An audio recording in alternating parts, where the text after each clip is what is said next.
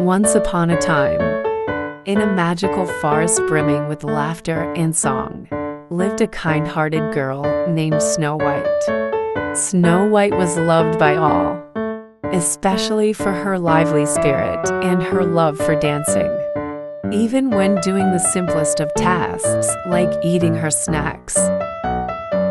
One fine day, Snow White decided to throw a splendid picnic for her beloved forest friends. It'll be a day of fun, food, and dance, she declared with a beaming smile, setting to work preparing a feast of fruits, nuts, and sweet honey cakes. As the guests arrived, the forest clearing was filled with excitement. The Seven Dwarfs, a bunch of merry rabbits, and a few graceful deer gathered around, their eyes wide at the sight of the sumptuous spread. Snow White, filled with joy, began to dance around the picnic blanket, gracefully twirling. In her hand, she held her favorite treat, a juicy red apple. She couldn't resist taking bites between her elegant dance moves. However, in the midst of a particularly enthusiastic twirl, Snow White found herself coughing and sputtering.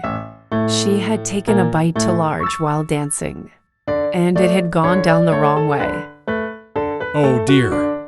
exclaimed Dog, the wisest of the dwarfs, as he rushed to her side. With a gentle pat on the back, Snow White managed to clear her throat, her cheeks flushed with embarrassment. Seeing the concern in her friend's eyes, Snow White took a moment to catch her breath. Then, with a sheepish grin, she said, I guess I just learned a very important lesson. Dancing is wonderful, but maybe not while we're eating. And so, they all sat down, enjoying the delicious food and each other's company. After the meal, they danced to their heart's content. But this time, Snow White made sure to keep her dancing and eating as separate activities. Snow White's little misadventure became a valuable lesson for everyone.